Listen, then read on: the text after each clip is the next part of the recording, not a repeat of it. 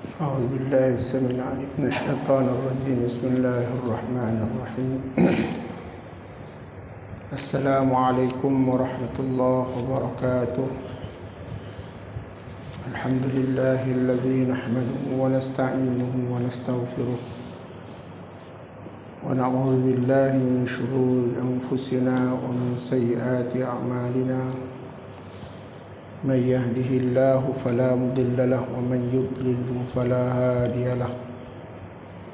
أشهد أن لا إله إلا الله وحده لا شريك له، وأشهد أن سيدنا محمدا عبده ورسوله وحبيبه وخليله المصطفى سيدنا محمد صلى الله عليه وسلم الذي أرشد أمته إلى الإيمان وخوفها من المخالفة الملكتين.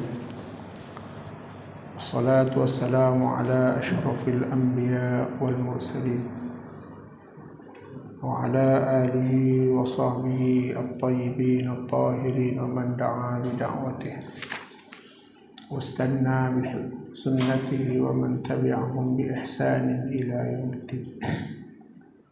قال الله تعالى في القرآن العزيز: رب اشرح لي صدري ويسر لي أمري واحلل عقدة من لساني يفقه قولي وثبت لساننا واهد قلبنا بحق سيدنا محمد صلى الله عليه وسلم. ربنا افتح بيننا وبين قومنا بالحق وأنت خير الفاتحين. اللهم اجعلنا فتوح العارفين وفهم النبيين وحفظ المرسلين وإلهام الملائكة المقربين. رب يسر ولا تؤسر، رب يسر ولا تؤسر، رب يسر ولا تؤسر، رب تمم بالخير. يا معلم إبراهيم الحكمة علمنا، يا مفهم سليمان فهمنا، ففهمناها سليمان كلا آتينا حكما وعلما. سخرنا مع داود الجبال يسبحن والطير وكنا فاعلين. يا رب سليمان ويا رب إبراهيم ويا رب موسى وعيسى ويا رب محمد صلى الله عليه وسلم، أخرجنا من ظلمات الجهل والنسيان، أخرجنا من ظلمات الجهل والنسيان، أخرجنا من ظلمات الجهل والنسيان. اللهم زدنا علما وارزقنا فهما. اللهم نورنا بنور علمك وأبعدنا النسيان. اللهم ارزقنا فهم النبيين وحفظ المرسلين وإلهام الملائكة المقربين يا أرحم الراحمين. اللهم صل على سيدنا محمد نور الأنوار وسر الأسرار ترياق الأغيار ومفتاح باب اليسار سيدنا محمد المختار وآله الأطهار وأصحابه الأخيار عدد نعم الله وإفضاله.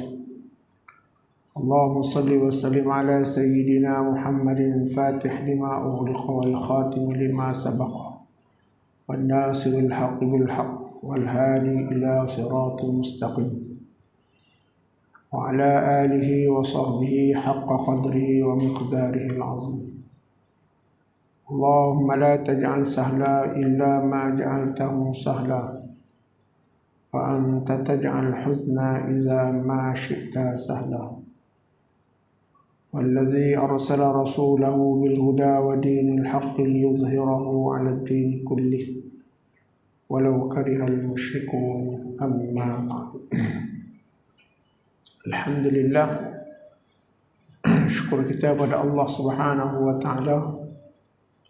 Kita sambung lagi pada malam ni tentang tadabbur kita pada surah Yasin, ayat yang ke-28 dan seterusnya.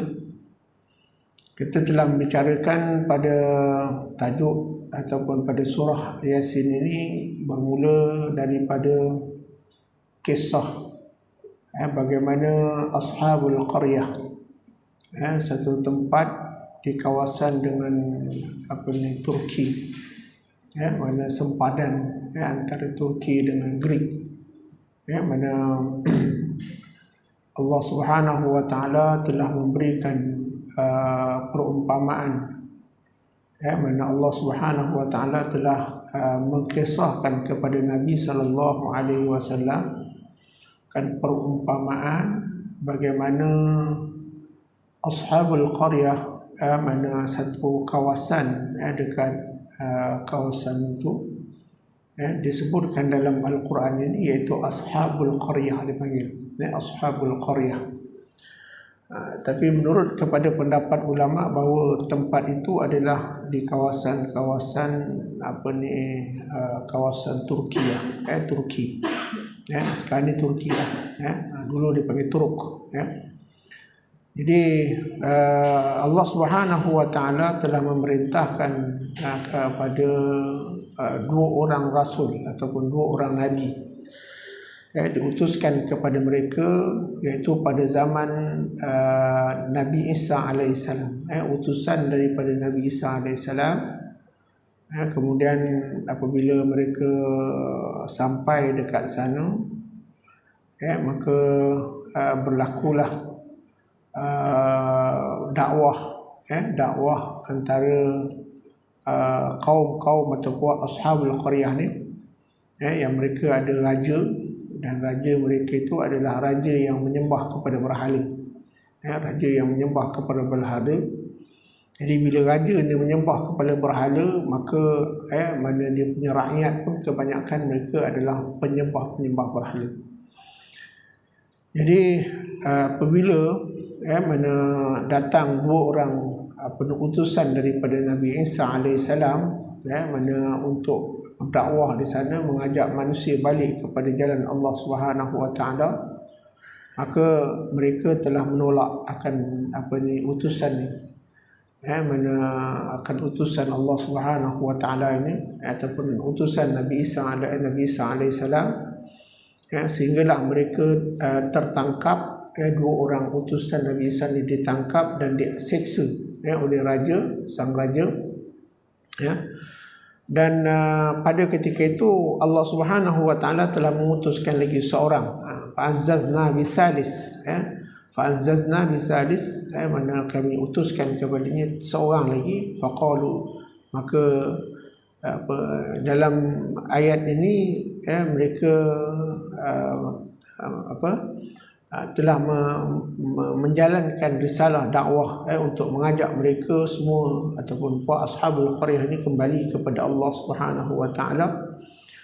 Dan akhirnya mana masuk pada cerita mana ayat 13, 14, 15, 16, 17, 18, 19, 20 sampai kepada ayat yang ke-28, 29. Mana semua cerita yang tuan kalau baca surah Yasin bermula daripada ayat yang ke-13 sampai ayat yang ke-29, Allah Subhanahu wa taala menceritakan kisah wadrib lahum. Wadrib ni perumpamaan. Allah berikan satu perumpamaan, misal bagaimana kami telah mengutuskan, Allah kata aku telah mengutuskan akan rasul kepada ashabul qaryah, tapi malangnya mereka semua menolak. Yang beriman kepada Allah dan kepada mereka yang ada di situ hanya beberapa orang saja. Antaranya disebutkan dalam ayat yang ke-20, wajaa min aqsal madinah rajulun yas'a qala ya qaumi ittabi'ul mursalin. Mana utusan Nabi Isa ni dia datang, dia tak terus ke tempat raja, dia datang kat kampung dulu. Dia datang kat kampung-kampung, kemudian dia berdakwah. Berjayalah dakwah mereka untuk mengajak beberapa orang yang tak ramai, kerana pengikut mereka itu kebanyakan mereka adalah terdiri daripada penyembah-penyembah berhala.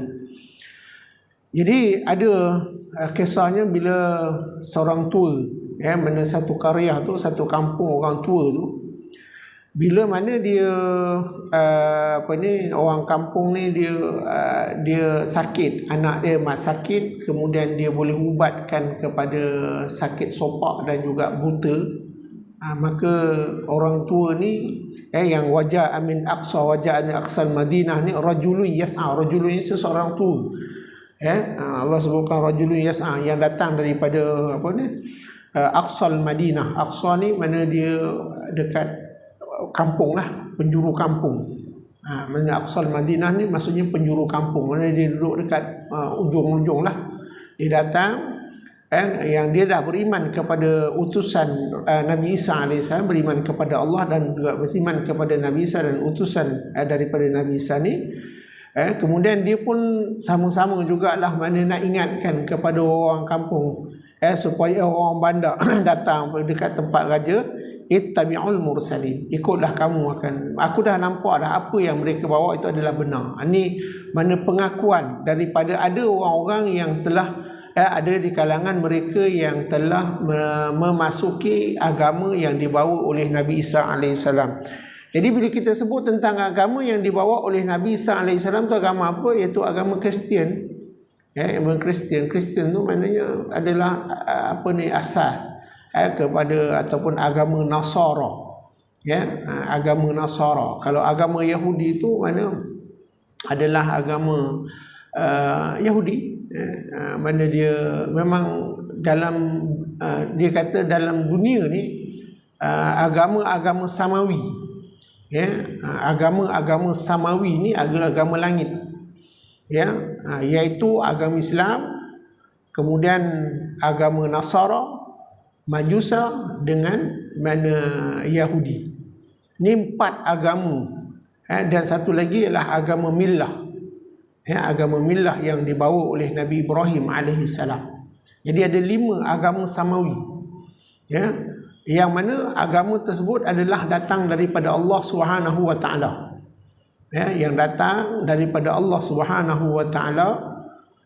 Yang selain daripada itu adalah dipanggil agama yang dicipta-cipta, yang direka-reka, seperti penyembah-penyembah berhala. Sebab itu kalau kita nak lihat tentang manusia yang pertama sekali menyembah berhala ialah pada zaman Nabi Nuh AS. Mana orang manusia yang mula-mula menyembah berhala ialah pada zaman Nabi Nuh AS. Dia mewujudkan mana Tuhan dalam bentuk berhala. Jadi apabila mereka ni menjadikan berhala-berhala sebagai Tuhan, maka ada pengikut-pengikutnya, maka wujud timbul padanya agama-agama dunia, bukan lagi agama samawi. Jadi bila agama samawi ni mana yang dibawa oleh utusan-utusan Allah, para rasul yang diberikan kepadanya punca kuasa. Jadi mana punca kuasa ni 4 je lah. Taurat, Zabur, Injil, Quran. Ini punca kuasa kepada semua para nabi. Semua para nabi bermula daripada Nabi Nuh AS sampailah kepada Nabi kita Muhammad sallallahu alaihi wasallam. Di samping mana ada satu lagi punca kuasa yang datang daripada Allah, iaitu dipanggil suhuf. Suhuf ni adalah lembaran-lembaran. Dia tidak termasuk daripada kategori-kategori kitab, tapi dia adalah merupakan syariat-syariat yang diturunkan kepada Nabi Ibrahim. Nabi Ibrahim pun ada dapat suhuf, Nabi Musa pun ada dapat suhuf juga, walaupun dia ada Taurat. Mana jadi pada ketika itu punca kuasa yang mana manusia pada ketika itu kena berpegang kepada Taurat, Zabur, Injil dan Quran. Jadi kalau kita mana antara Nabi Nuh kemudian sampai kepada Nabi Muhammad sallallahu alaihi wasallam, zaman Nabi Musa, Nabi Isa, Nabi Daud, Nabi Harun dan sebagainya, mereka ni berpegang kepada punca kuasa pada yang asas. Contohnya kita lihat zaman Nabi Musa alaihi salam. Zaman Nabi Musa alaihi salam di mana mana punca kuasa dia adalah Taurat. Jadi Taurat itu diikuti oleh Nabi Nuh, Nabi Harun alaihi salam. Dan ada lagi Nabi Khidir alaihi salam, mana dia bukan ambil pada kitab Taurat, beriman kepada kitab Taurat. Dan begitu juga dengan ada yang nabi-nabi yang hidup sezaman ataupun selepas daripada zaman Nabi Musa alaihi salam. Sebab itu tuan-tuan, bila kita lihat pada zaman Nabi Isa alaihi salam, Allah Subhanahu wa taala turunkan kepadanya kitab Injil.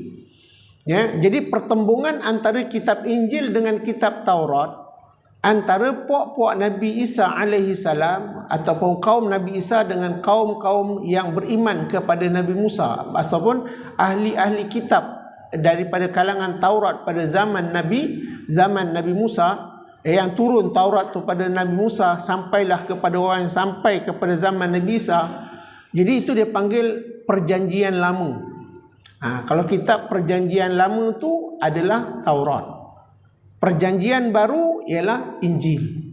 Jadi sebab itu orang yang berpegang kepada kitab Taurat, mereka tak nak terima kepada Injil.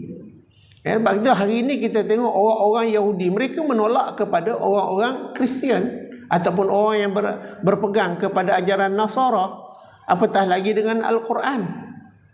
Dia tolak. Kenapa? Dia kata perjanjian lama adalah diguna pakai lagi bagi mereka lah. Jadi sebab itu apabila Nabi Isa alaihissalam diutuskan oleh Allah Subhanahu wa taala, sampai kepada Allah turunkan kepadanya Injil. Apabila Injil diterima dan diikuti oleh semua pengikut-pengikut dia ataupun umat-umat Nabi Isa alaihissalam, kemudian ada yang menolak, yang tak beriman.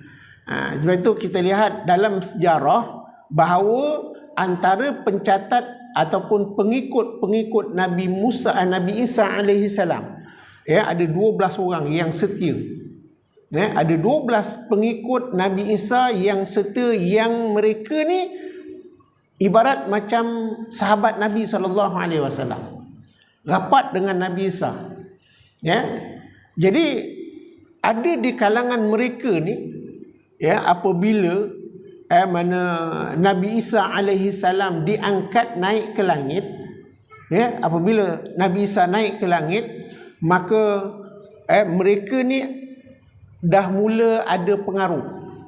Dah mula ada pengaruh. Maksudnya pengaruh tu, yang ni dia ada kumpulan ni, yang ni dia ada kumpulan ni, yang ni dia ada kumpulan. 12 orang. Termasuklah mana yang kita dengar Injil Barnaba. Barnaba tu adalah salah seorang daripada mana pengikut Nabi Isa alaihissalam. Jadi apabila mereka ni ada pengikut, dan di antara pengikut mereka ni adalah pengikut yang ta'assub, kepada mana dia punya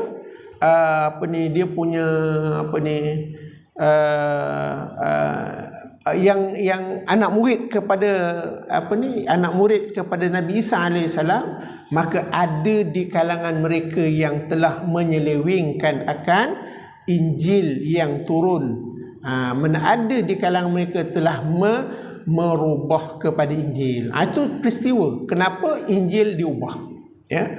Punca di situ. Tapi apa yang disebutkan dalam Al-Quran ini, iaitu 3 utusan, Yuhana, Polas dan juga seorang lagi pengikut ataupun mereka ni ada antara 12 pengikut yang setia, yang dibunuh oleh orang-orang pengikut ataupun tempat yang dia pergi berdakwah tu, ataupun tempat yang Ashabul Qaryah tu. Sehinggalah Allah Subhanahu wa taala telah menurunkan. Jadi kita tengok pada ayat ini, mana Allah Subhanahu wa taala menyebutkan pada ayat yang ke-28, setelah mana utusan Nabi Isa alaihi salam ini, dan menyuburkan mana utusan Allah juga, mereka ni telah diancam, dibunuh, mana dan kebanyakan mana mereka yang didakwahkan ini mana tidak nak mengikut, termasuk raja. Mana mereka bahkan lebih menzalimi kepada mana utus-utusan Nabi Isa ni, walaupun telah ditunjukkan kepada mereka bukti-bukti bahawa akan kerasulan. Jadi pada ayat yang kita lihat pada ayat yang ke 26 mana ayat 24, inni idzal lafi dhalalim mubin ni, Allah Subhanahu wa taala menyebutkan di mana utusan Nabi Isa ni menyatakan, sesungguhnya aku melihat kamu ni dalam keadaan sesat yang nyata, walaupun dah beritahu dah.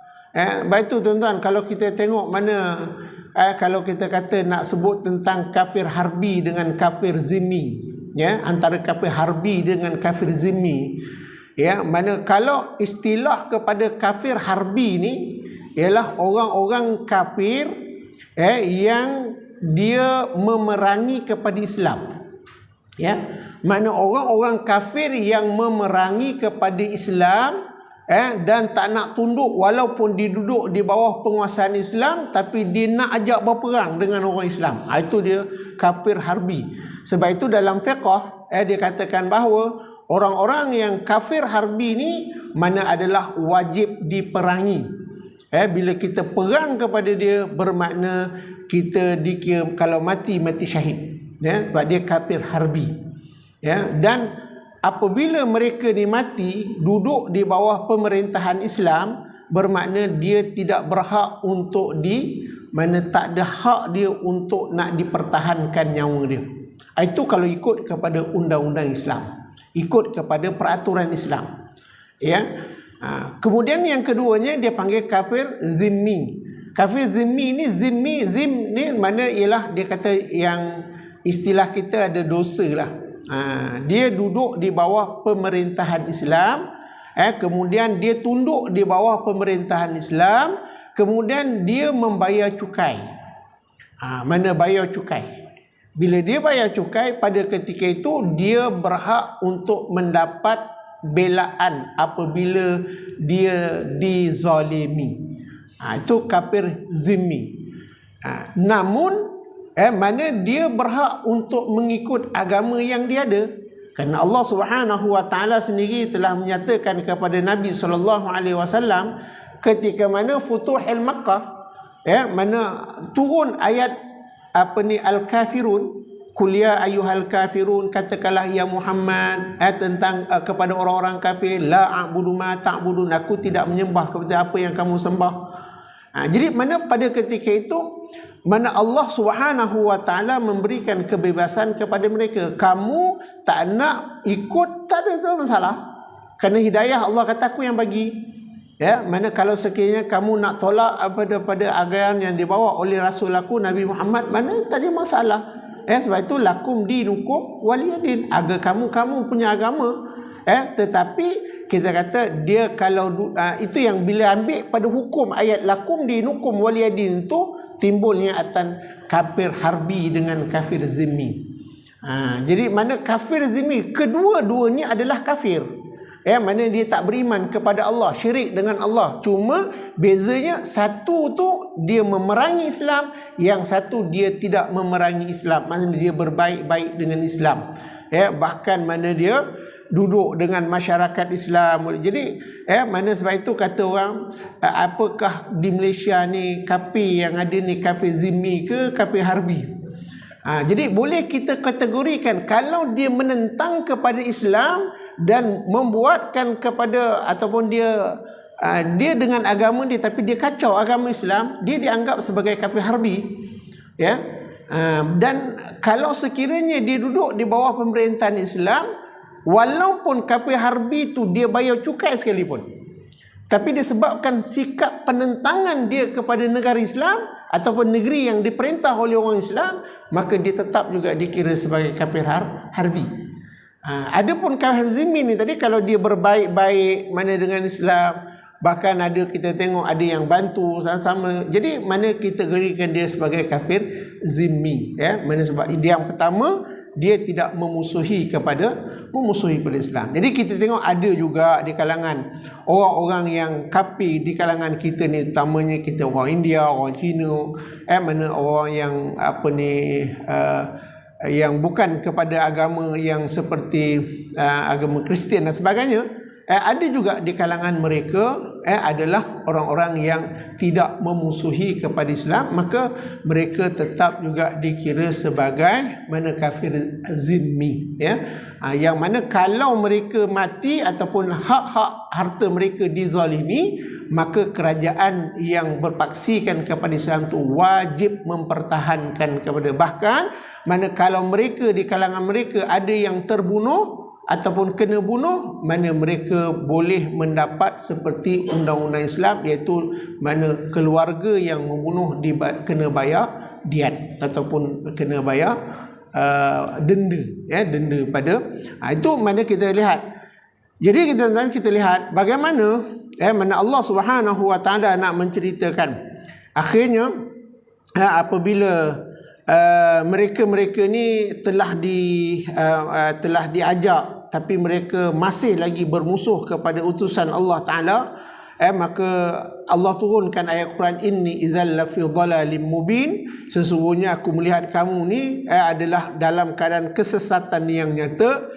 Inni amantu bi rabbikum fasma'un, sesungguhnya dah lepas dah tugas aku dah mengajak kamu kepada Tuhan kamu, Tuhanku. Mana yang sentiasa mendengar apa saja yang kamu apa yang kamu buat.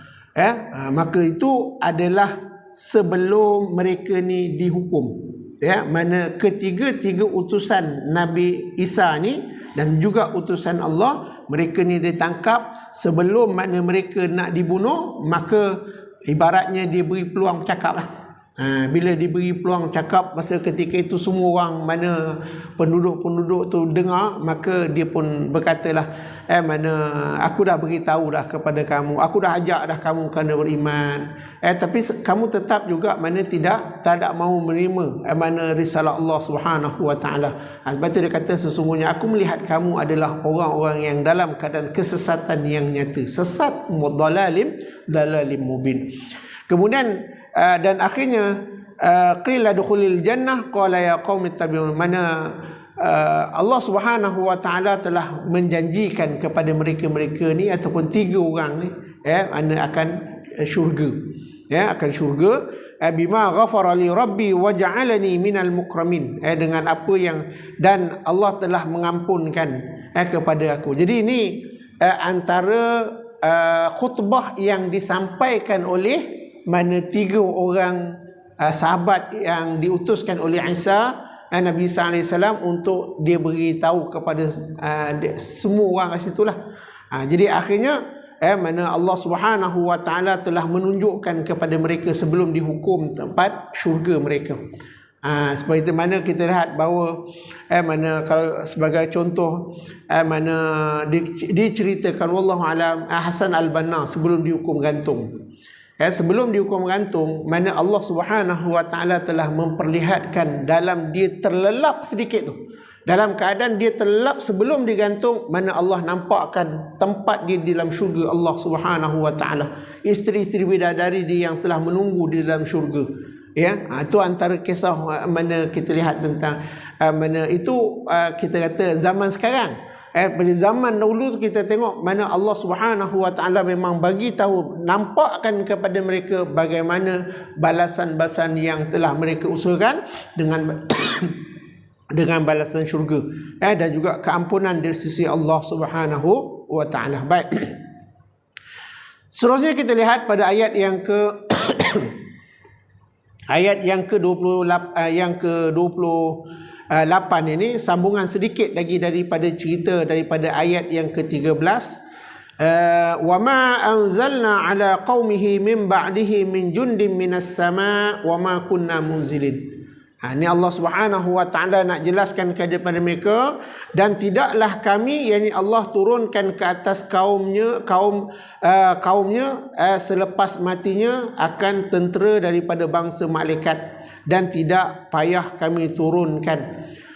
Jadi mana Allah Subhanahu Wa Taala telah menyebutkan dalam ayat ni, dia kata waktu mana Allah Subhanahu Wa Taala nak mengazab kaum-kaum yang ingkar dengan ashabul qaryah ni, yang ingkar dengan utusan-utusan Allah Subhanahu Wa Taala, apabila mana kaum mereka ataupun raja mereka yang zalim ni tadi, yang menyembah berhala, telah membunuh akan utusan Allah Ta'ala, maka Allah kata, mana aku tak perlu nak turunkan tentera nak hentam semua. Cukup dengan Allah kata, in kanat illa sayhatan wahidah fa idzahum khamidun.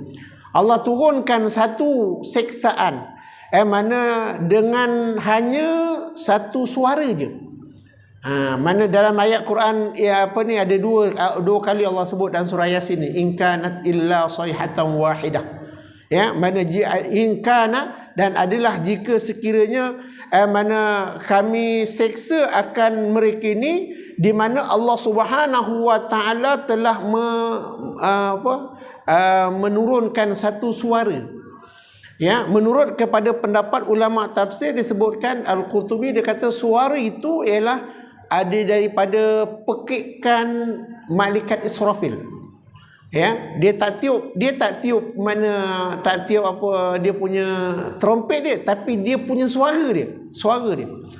Sehingga kan pada ketika itu, siapa sahaja yang mendengar akan suara itu tadi, menjadi telinga dia tu jadi pecah, sampai otak pun boleh pecah, mereka mati semua. Mana sebab itu Allah Subhanahu wa taala kata, aku tak payah nak turunkan malaikat ramai-ramai pergi serang kamu, tak payah.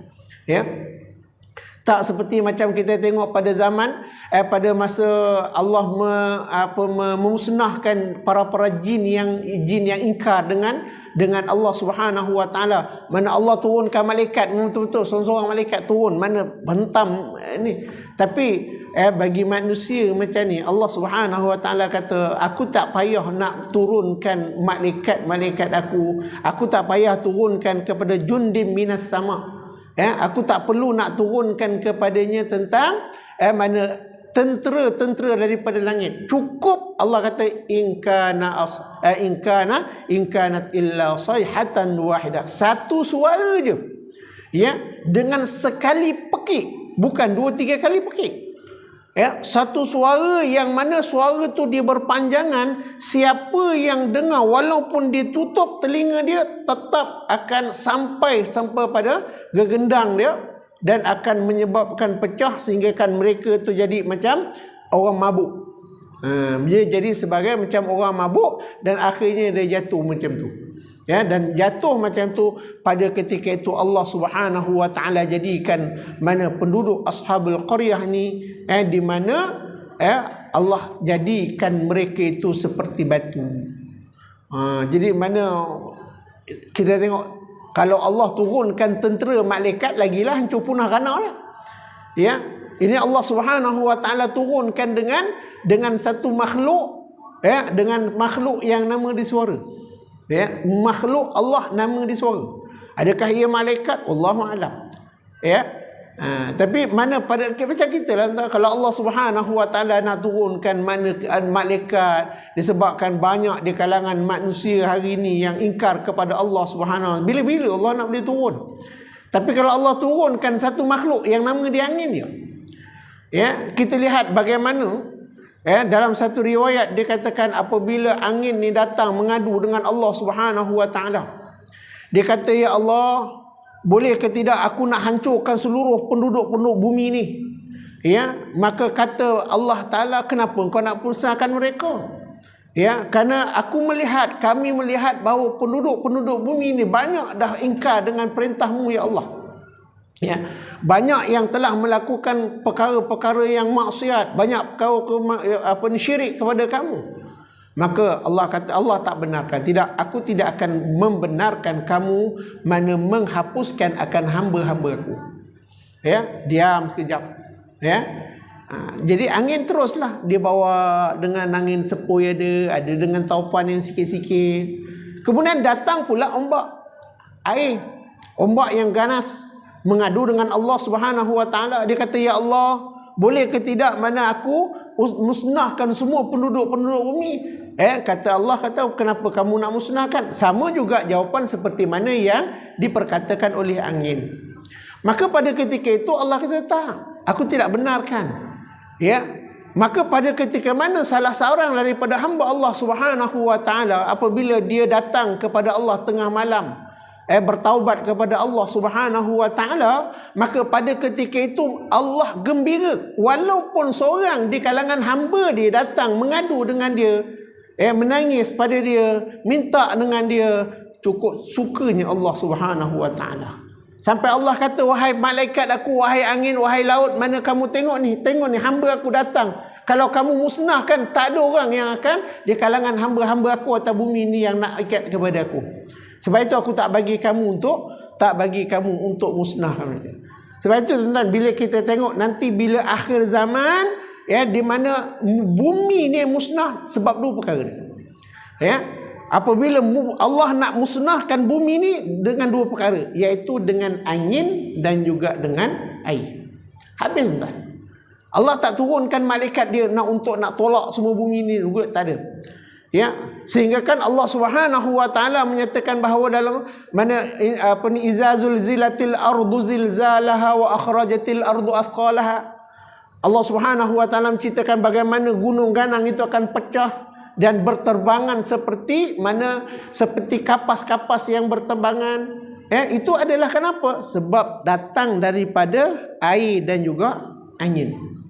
Itu hamba Allah, makhluk Allah, bukan daripada malaikat tapi daripada makhluk yang nama dia angin. Dan mana dia dah minta lama dah, Nabi dah sebut tuan. Dia dah minta lama dah dengan Allah Subhanahu wa taala nak musnahkan bumi ni. Dia dah minta dengan Allah nak habiskan, nak hancurkan semua. Tak kiralah yang beriman ke tak beriman ke, yang beriman itu cerita dia dengan Allah akhir zaman atau di akhirat. Ada pun yang tak beriman, mana nanti selesai di depan Allah, mahkamah Allah Subhanahu wa taala. Jadi sebab itu mana Allah Subhanahu wa taala mengingatkan kepada Nabi sallallahu alaihi wasallam, mana pada ketika mana Nabi sallallahu alaihi wasallam menjalankan dakwah terutama di kawasan-kawasan Taif yang menolak ajaran Nabi sallallahu alaihi wasallam. Jadi Nabi dapat inspirasi daripada ayat-ayat surah Yasin ni, mana tentang bagaimana mana Allah Subhanahu wa taala kalau nak musnahkan akan sesuatu tu tak payah susah-susah, tak ada susah bagi Allah taala. Cukup datang dengan suara, akhirnya faizahum khamidun, maka tiba-tiba mereka mati semuanya. Dengan suara je boleh mati satu penduduk, satu kampung itu. Kemudian Allah ganti pula dengan penduduk yang lain yang beriman. Apabila mereka ingkar kepada Allah, Allah musnahkan. Inilah yang berlaku pada umat-umat yang sebelumnya, sejak daripada Nabi Nuh AS sampai kepada Nabi Isa AS, di mana setiap kaum itu silih berganti. Daripada satu kaum, Allah jadikan satu kaum yang lain yang beriman kepada Allah. Tapi bila Nabi mereka telah meninggal, mana telah jauh, mereka telah hidup ramai, akhirnya mereka cari Tuhan yang lain. Allah musnahkan mereka, maka Allah gantikan dengan kaum yang lain. Tetapi bagi umat Nabi Muhammad sallallahu alaihi wasallam, apabila Nabi diutuskan sebagai nabi dan rasul umat akhir zaman, Nabi mengadu dengan Allah Subhanahu wa taala. Nabi mengadu dengan Allah Subhanahu wa taala, ya Allah, andai kata kamu buat seperti mana umat-umat yang sebelum ini, sudah pasti tidak ada di atas muka bumi orang yang akan menyembah kamu, ya Allah. Sebab itu Allah banyak makna diplomasi dengan Nabi SAW, mendengar rintihan Nabi SAW. Andai kata Allah nak musnahkan penduduk Mekah sekejap, seperti mana tempat Ashabul Qaryah ni yang ceritakan dalam ayat, mana sekejap je benda tu, hanya dengan satu suara. Allah Subhanahu wa taala nak musnahkan kaum-kaum Nabi Lut alaihissalam, hanya membalikkan kampung dia, bawa turun ke bawah, jadi duduk ke bawah.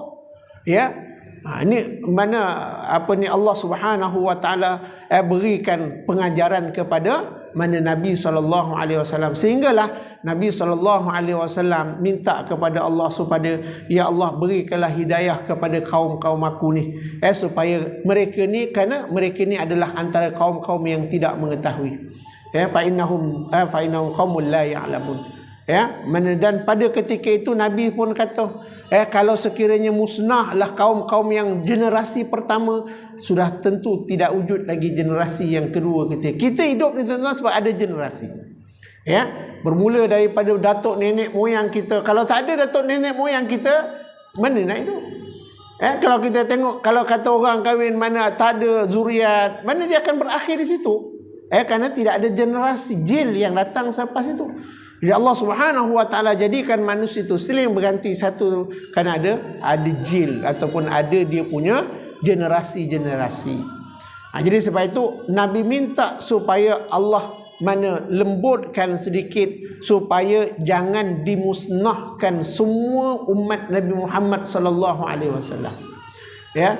Walaupun mana ada di kalangan mereka orang yang ingkar kepada Allah Subhanahu wa taala, walaupun di kalangan mereka ada orang-orang yang menolak akan mana risalah Allah Subhanahu wa taala, mana kita Allah cuma beri sikit-sikit tuan.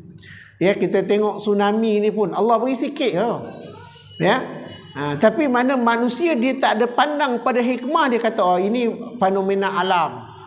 Jadi bila kita nampak satu perkara yang ni adalah fenomena alam, yang kita hari ni COVID-19 ini kita kata ini ada orang buat benda ni boleh ni.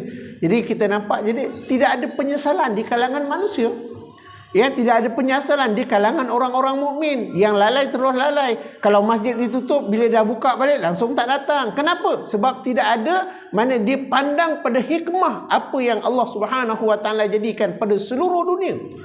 Ya, bukan kata satu tempat. Bermula kita kata di Wuhan di China dulu, mana bermula daripada situ sampai merebak satu dunia. Hari ni berapa banyak yang meninggal di Kelang.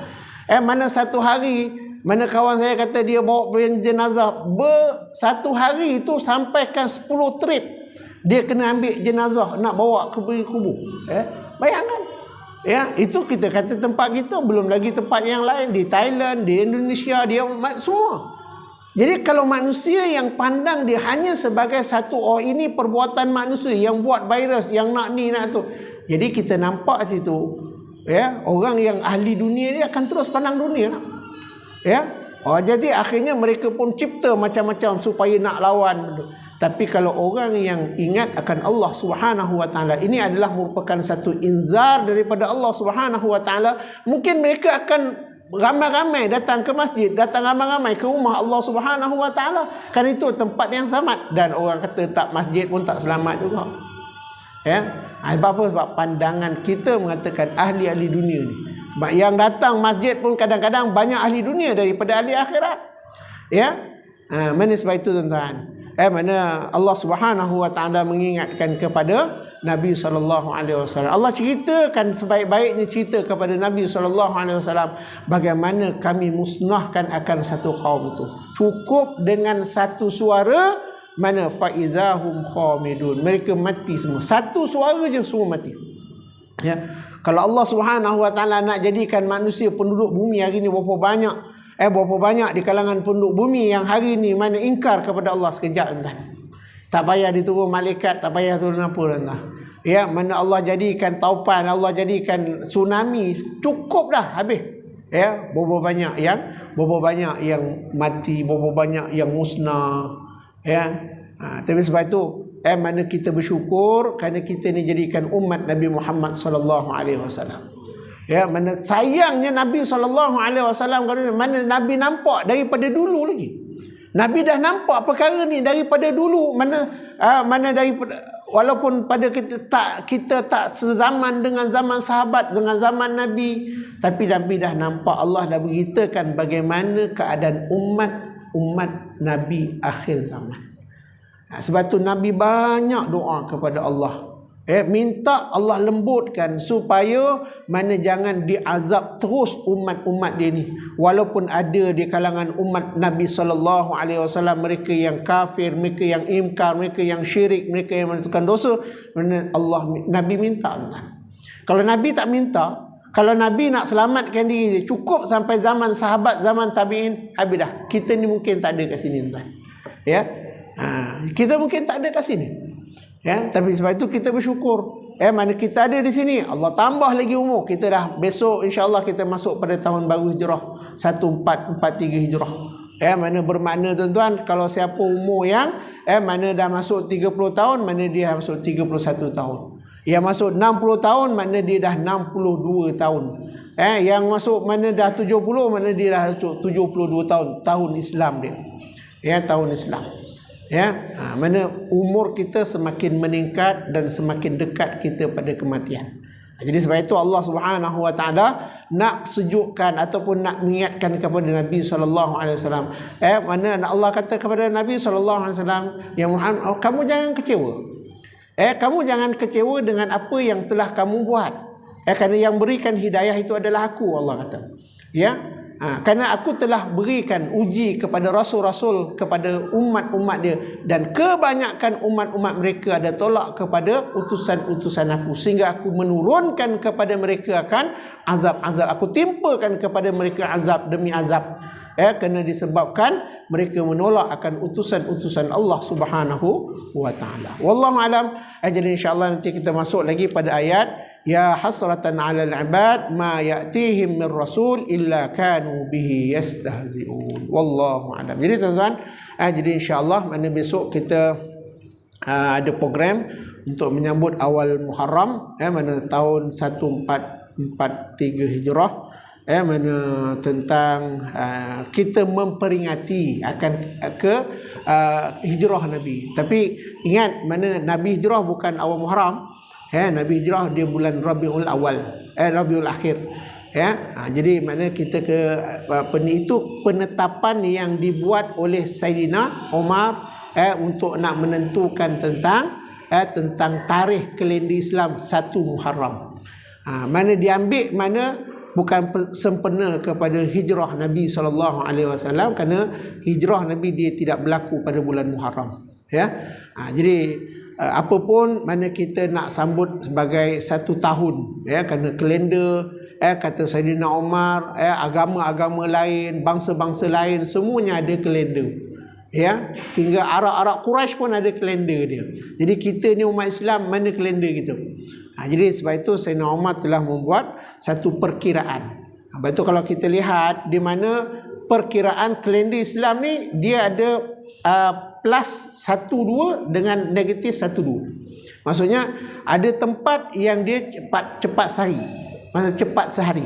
Ada yang tempat dia lambat sehari.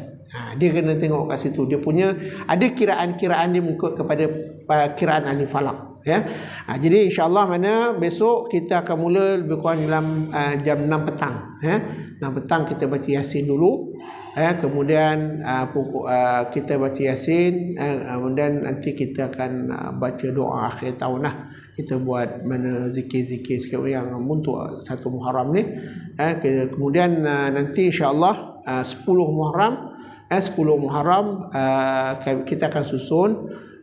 Kalau andai kata kita dapat anak yatim, kita akan buat untuk mana menyapu kepala anak yatim, mana untuk 10 Muharram tu, itu sunnah Nabi SAW. Kita akan cuba bincang nanti. Dan untuk 10 Muharram tu nanti kita akan buat zikir 10 Muharram. Dan siangnya 10 Muharram tu kita nak buat bubur Ashura. Bubur Ashura. Jadi insya-Allah mana kalau siapa-siapa yang nak menyumbang untuk kita buat, mungkin kita buat spiuk untuk spiuk yang 4 tangkai tu, mana kita buat untuk kita sedekahkan kepada mana kawasan kita ni. Jadi antara yang disunnahkan oleh Nabi sallallahu alaihi wasallam adalah 10 Muharram tu kita dibanyakkan supaya bersedekah.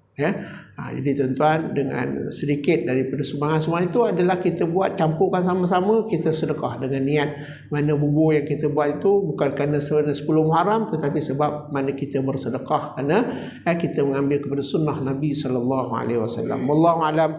Al-Fatihah. A'udzu billahi.